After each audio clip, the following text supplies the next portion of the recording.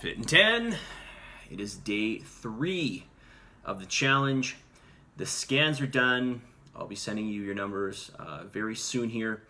And, it's no more excuses. It's time to hone in and do your absolute best day in and day out. I'm going to tell you right now, consistency is everything in this. Not being perfect, but consistent. Consistent is, perfect's good, but being consistent day in, day out, that's the most important thing, okay? Let's put it this way. Better to be consistent and be, close to perfect or somewhat perfect than being perfect some days and then not other days and being like way off, okay? All right, so I want to talk to you guys today a little bit about the BMR on your scans. So there's something on there that says, well, I don't have it in front of me actually, but it says something. Well, let me find one here. I've got one here. One of the scans. It says on it. Nope, I don't have it. Do I? I don't have it. All right, I don't have it. So it's going to say something like basal metabolic rate, okay? Little number off the side has a little calorie amount. So your basal metabolic rate is the amount of energy your body burns at rest doing nothing. Okay? And your total energy consumption for the day is your BMR plus the thermic effect of food. That is the amount of energy it takes to digest the food, plus your non-exercise activity. So just, moving around, fidgeting, like even me just doing this right now takes a little bit extra energy. Talking, okay? Whatever, washing dishes, that type of thing, okay? You basically should understand what I'm saying. And then, of course, your exercise activity, okay? So what you're doing in the gym, what you're doing for cardio. All right, so all of those together add up to your total energy output for the day. But one thing that we should mention here is, can your BMR raise, okay, without your lean body mass raising? And the answer is yes, it can. You can influence that. And one way that will be influenced is by the weight train that you're going to do in the gym. And now why is that? Well, not just because you're adding more lean mass over time, but because your body is always going through a certain amount of recovery. And that recovery requires energy. So if you are weight training every second day, let's say, which is basically what you should be doing, roughly speaking, your body is basically always going to be recovering. It's going to take a couple of days for those muscles to recover, and that's going to heighten your metabolism, okay? And that's something that, the in-body can't take an account for, okay? So you can add that in there, okay? However you want to add that in, which category it would fit into? Well, it would fit into your BMR, okay? Because this would be happening even at rest, okay? In fact, the majority of your recovery is going to happen when you sleep, okay?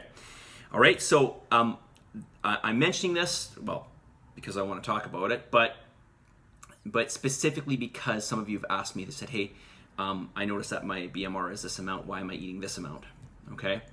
So remember, there's other factors that are leading towards your energy output.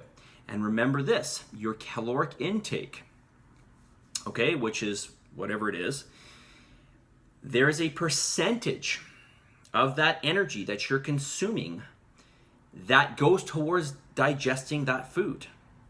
And I'll talk about this more in detail, but protein, it takes about 30% of the energy in protein to digest protein. So if you're having 1,000 calories of protein, you're only getting 700 calories, okay? That's an example of thermic effect of food, okay? We'll talk about fat and carbohydrates in the future, okay? Because I want to get into that right now. A few other things. Zoom classes, yes, you can do them, but try not to. Do your best not to put these in place of the lift camps, okay? But you can do these, and you could consider these as cardio. These will definitely burn more calories than what your cardio will be. Your heart rate numbers are the minimum numbers that I want you to get to. If your heart rate becomes higher than the the numbers that I gave you, that's okay, all right? But when you do your intervals, you've got to, at the very least, hit that higher heart rate range, okay? One other question I want to just address, macros and number of meals. I don't care how many meals you eat. My preference, actually, because I love to eat, is to do less meals and bigger meals. So every time I get to sit down, I get to have a big meal.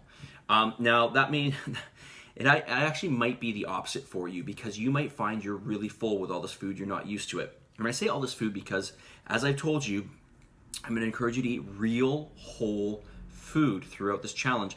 And what that means is you're going to be eating very calorie-sparse food. That is very voluminous food. Okay? Food that, generally speaking, that you can, as I've said to you before, that you can pick, you can harvest, you can pull from the ground, or you can kill. These are all going to be calorie-sparse foods, generally speaking, okay?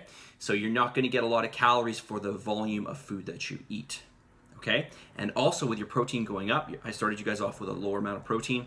Your protein will be going up. Protein is highly satiating, so keep that in mind as well. That's going to make you feel full, and it's going to make you feel like you're eating more food, even though you're not, okay? Okay, I'm doing so good with time. I vowed to be better with time in these videos. Okay, message of the day. I've kind of already touched upon it. It goes like this. You don't have to be extreme to achieve results. You just have to be what? You just have to be consistent. You have to be consistent. Be consistent with something reasonable. That's what this challenge is all about. Doing 4.5 hours of exercise per week. It's not that much, okay, considering you got 168 hours in the week. So less than, I think it's 3%, or maybe it's 2.5%. It's less than 3% is going towards, less than 3% of your week is going towards exercise, okay, in terms of time. And in terms of eating, your calories you're getting a lot of food, okay? So you may not feel that way at the end, but your overall caloric intake will not change that much throughout this entire challenge, because, as I've already said, what's most important is to be consistent, I'm gonna say it one more time, be consistent with something reasonable.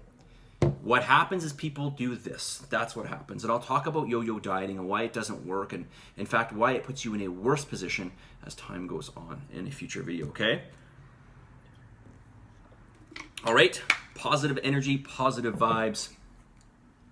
As always, believe in yourself, and for the love of God, give some gratitude. I'll talk to you guys all very soon.